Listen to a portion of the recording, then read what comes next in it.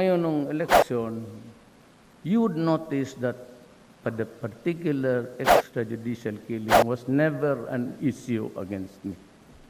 Not even during the debates.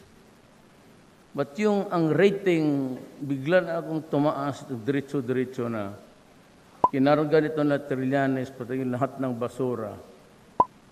Ang inquirer, tiga-printura rin ng basura, lahat sila.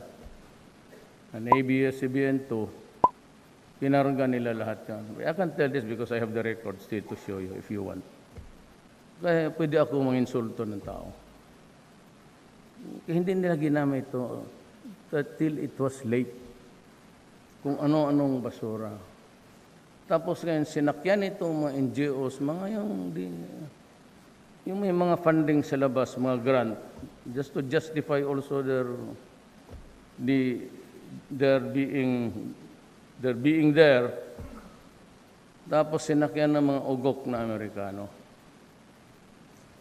Tapos ang problema nito, pati yung State Department si Obama.